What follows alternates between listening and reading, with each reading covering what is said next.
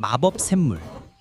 아주 먼 옛날 울창한 밀림 깊은 곳 세원의 흔적을 고스란히 간직한 고대 크메르 사원 앞에 커다란 반얀나무 한 그루가 서 있었습니다. 그 나무 아래 마샤와 친구들이 모여 있었어요.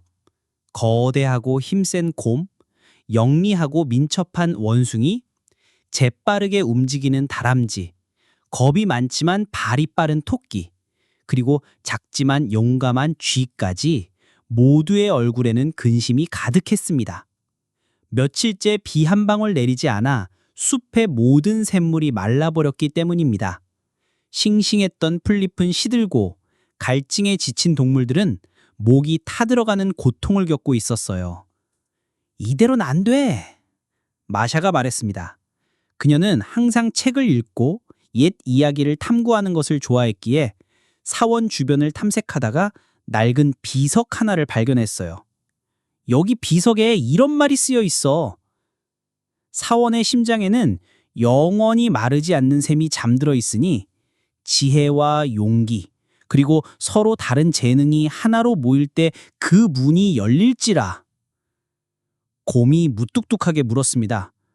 사원의 심장이라니? 그게 어디지? 원숭이가 눈을 반짝이며 말했어요. 영원히 마르지 않는 샘이라니 우리에게 꼭 필요해. 다람쥐는 도토리를 굴리다 멈추고 귀를 쫑긋 세웠고 토끼는 잔뜩 겁을 먹은 채 마샤의 옷자락을 꾹 잡았습니다. 쥐는 조용히 마샤의 어깨에 앉아 비석의 글씨를 응시했어요. 우리 모두 힘을 합쳐 샘을 찾아보자. 마샤가 제안했습니다. 비록 서로 다른 재주를 가졌지만 모두 물을 간절히 원했기에 이들은 마샤의 제안에 동의했습니다. 첫 번째 관문, 사원의 거대한 문. 사원의 입구에는 거대한 돌문이 굳게 닫혀 있었습니다. 오랜 세월의 먼지가 두껍게 쌓인 문은 웬만한 힘으로는 꿈쩍도 하지 않았죠. 이건 내가 해볼게! 곰이 두 발로 우뚝 서서 온몸의 힘을 다해 문을 밀기 시작했습니다.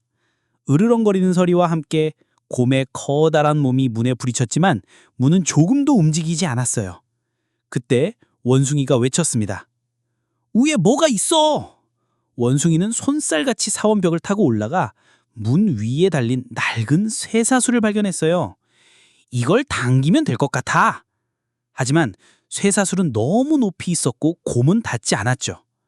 원숭이가 힘있껏 쇠사슬을 당기자 삐거덕거리는 소리와 함께 돌문이 조금씩 움직이기 시작했어요. 그리고 곰이 다시 전심으로 밀자 마침내 문이 활짝 열렸습니다. 와! 모두 환호하며 어두컴컴한 사원 안으로 들어섰어요. 두 번째 관문, 어둠 속 미로. 사원 안은 빛 한 점 들지 않아 앞을 분간하기 어려웠습니다. 벽을 따라 좁고 구불구불한 복도가 미로처럼 이어졌죠. 어디로 가야 할지 알 수 없었습니다. 제 귀를 믿어보세요. 겁 많던 토끼가 조심스럽게 말했습니다. 멀리서 물 흐르는 소리가 희미하게 들려요. 왼쪽으로 가면 좀 더 크게 들리는 것 같아요. 토끼는 귀를 쫑긋 세우며 미세한 소리 변화를 감지하며 길을 안내했어요. 하지만 어둠은 너무 짙어서 발밑에 작은 돌뿌리조차 보이지 않았고 모두 휘청거렸습니다. 그때 다람쥐가 나무처럼 날렵하게 벽을 타고 올라가니 희미하게 빛나는 이끼를 발견했어요. 여기요, 이 이끼는 어둠 속에서 빛나요. 다람쥐는 빛나는 이끼를 따서 길바닥에 놓으며 어둠 속에서도 나아갈 수 있는 길을 만들었어요. 마샤는 다람쥐가 놓아진 이끼길을 따라 토끼의 안내에 귀 기울이며 조심스럽게 걸었습니다. 세 번째 관문, 샘의 비밀. 마침내 그들은 넓은 홀에 도착했어요. 홀 중앙에는 거대한 돌로 된 웅덩이가 있었는데 그 안은 완전히 말라 있었습니다. 웅덩이 주변에는 복잡한 문양들이 새겨져 있었고 그 문양들 사이로 아주 작은 구멍들이 나 있었어요. 마샤는 비석에서 읽었던 글귀를 떠올렸어요. 지혜와 용기, 그리고 서로 다른 재능이 하나로 모일 때 그 문이 열릴지라. 분명 이 문양들 속에 샘을 여는 비밀이 숨겨져 있을 거야. 마샤가 말했습니다. 곰은 혹시 힘으로 풀 수 있을까 싶어 웅덩이 주변의 돌들을 밀어보았지만 소용없었습니다. 원숭이는 높은 벽에 새겨진 문양을 하나하나 살펴보며 규칙을 찾으려 애썼고, 다람쥐는 바닥에 떨어진 돌멩이들을 유심히 관찰했습니다. 토끼는 혹시 숨겨진 스위치라도 있을까 싶어 주변을 빠르게 돌아다녔어요. 하지만 아무리 찾아도 해답이 보이지 않았습니다. 그때 마샤의 어깨에 앉아있던 쥐가 작은 목소리로 찍찍거리며 웅덩이 가장자리에 난 아주 작은 구멍을 가리켜, "쥐마, 저길 보세요. 다른 구멍들보다 훨씬 작아요. 그리고 이 구멍 안에서 뭔가 반짝이는 것 같아요." 마샤가 쥐가 가리킨 곳을 보니 정말 다른 구멍들과는 비교할 수 없을 정도로 작은 틈이 있었고, 그 안에서 희미한 빛이 깜빡이는 것 같았어요. 비석에 쓰여있던 마지막 문장이 떠올랐어요. "가장 작은 길을 통해 가장 큰 지혜가 열리리라." 쥐야, 너가 저 안으로 들어가 줄 수 있겠니? 저 안에 분명 샘을 여는 스위치나 장치가 있을 것 같아. 마샤가 간절히 말했어요. 쥐는 두려웠지만 모두의 목마름을 생각하며 용기를 냈어요. 찍! 쥐는 작은 몸을 납작하게 웅크려 그 누구도 들어갈 수 없었던 그 아주 작은 틈새로 기어 들어갔습니다.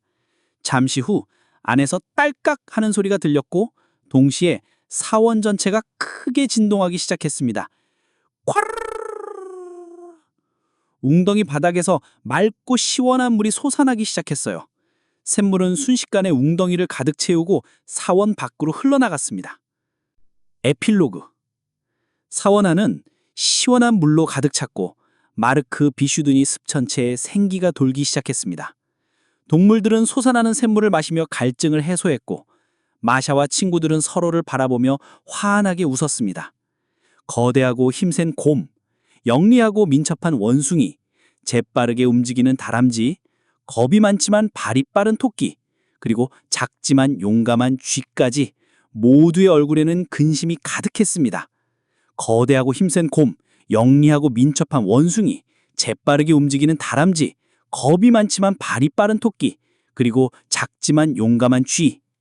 이들은 모두 각자의 다른 강점을 가지고 있었지만 그 모든 재능이 하나로 모였을 때 그 어떤 어려운 문제도 해결할 수 있다는 것을 깨달았습니다. 교훈. 서로의 다름을 존중하고 각자의 재능을 합쳤을 때 어떤 어려움도 헤쳐나갈 수 있다는 것. 아무리 작고 약해 보이는 존재라도 결코 무시할 수 없는 중요한 역할을 할 수 있다는 것을 잊지 마세요.